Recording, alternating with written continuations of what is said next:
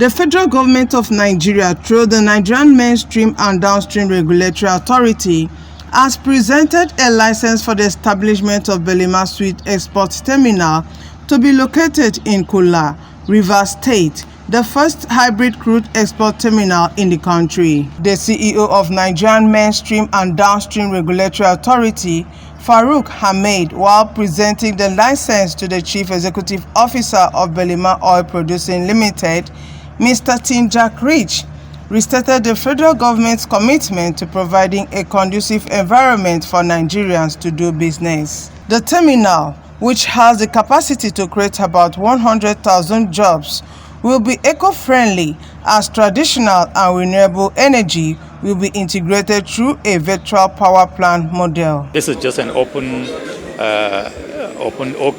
access to anybody that has met all the requirements in terms of like my authority legal advisor says and company secretary in terms of capacity, financial capacity, then we go through all the, it's not an easy thing. You have to go through all the requirements. It takes time, and then we do all the internal processes, internal due diligence on all the investors. But that's not to say the field is not open for any potential investor. I mean, we are here to enable investments. We are making it ease of doing business very central to our own operations here. Therefore, this is the first two. We believe and hope that this is like an opening for all those who are interested in coming to invest in this sector. You have to be technically capable and has the financial resources. Then, what is your business plan?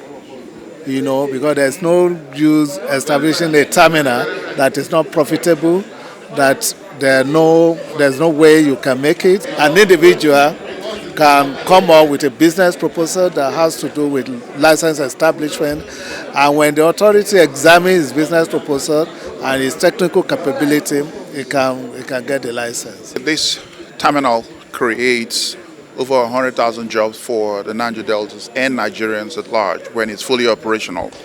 And Nigeria will benefit through revenue earnings. I mean, this terminal has the capacity to generate over $11 billion to a national revenue every single year. That's over 400,000 barrels of crude every single day. Not only that, the terminal is also a storage point where you're going to be storing over 8 million barrels of crude. So to take over 2 million barrels, and there's 6 million barrels coming also. And it's an export point. Not only that, it brings Nigeria to the global scale, the global map. When you talk about climate change, it's a hybrid export terminal, the first hybrid export terminal in the world. Despite the fact that Nigeria only emits less than 1% of greenhouse gas, this terminal is conscious of the fact that the world is talking about renewable energy and cleaner and safer environments. So this terminal has renewable energy with traditional energy integrated through what is called a virtual power plant system, a web-based energy management process to ensure energy efficiency and also to have optimal output. Not only that, injectors and operators within the corridor that always suffer crude theft while transporting the crude will be a thing of the past, because this asset is just within the corridor of over 4 OMLs. So it's a great feat for President Tinubu administration in just less than 14 days in office, especially a period where the nation is talking about, petroleum subsidy removal. This terminal goes a long way to increase our yields. It goes a long way to create jobs.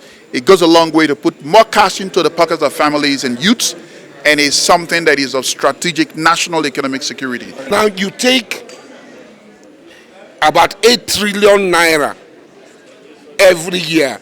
This is wickedness.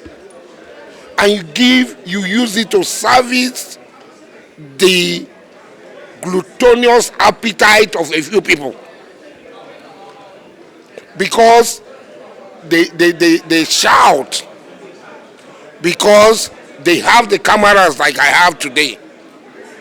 So they set the agenda for the people while the people are suffering. What we are demanding is this.